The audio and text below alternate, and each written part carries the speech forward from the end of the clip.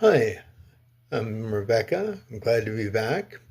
First, I'd like to make an apology for being so long getting this video out. Unfortunately, sometimes life gets in the way of things. I will be trying from now on to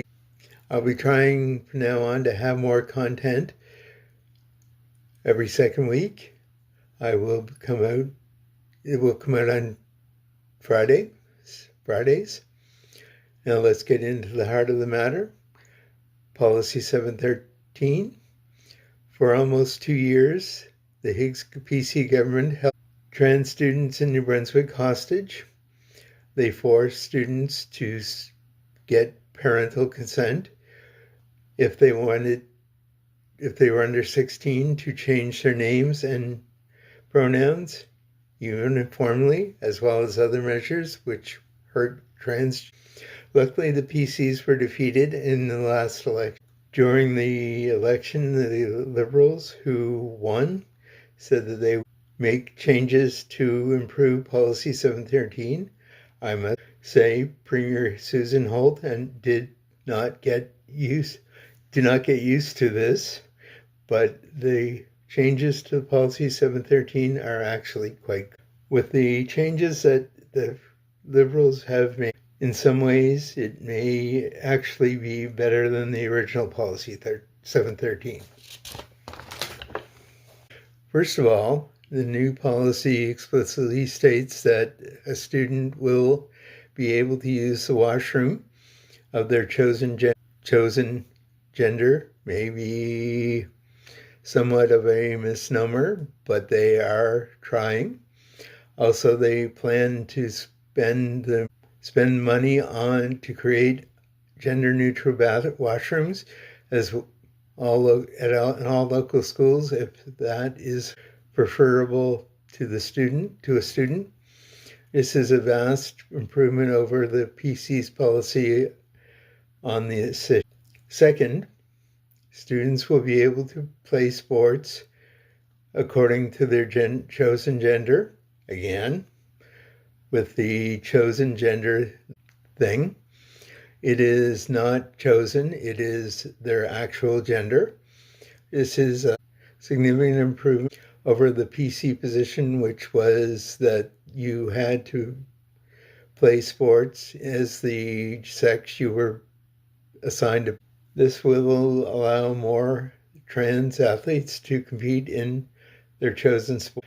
Finally, and most importantly, the new Policy 713 will allow all students of any age to informally change their names and pronouns without parental consent.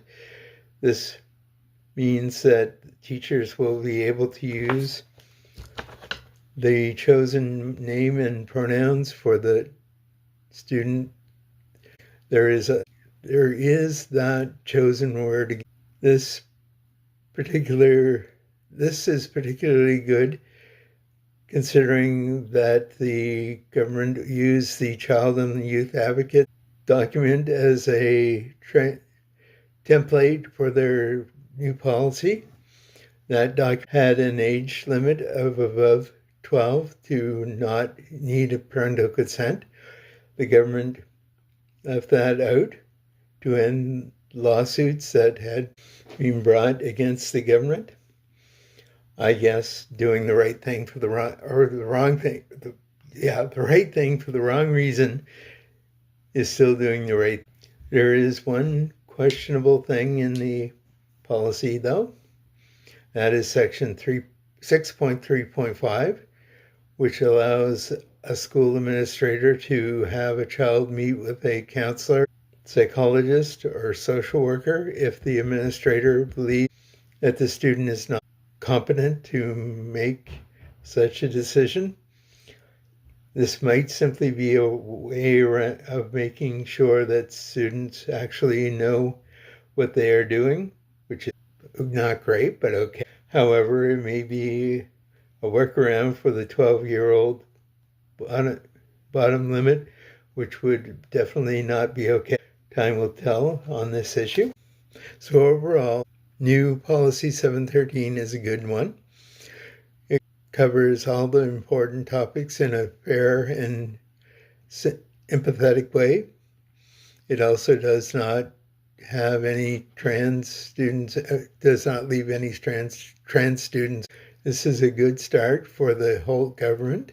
However, I've got 32 other issues I want to talk about.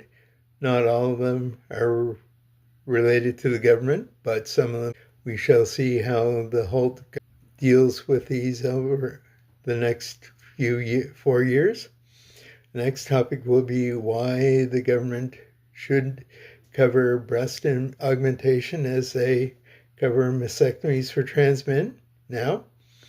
Something close to my heart as I am going in for breast augmentation surgery on February 12th at the personal cost of just under $12,000. If you like this and you want to see more, like, share, and subscribe if you like the content.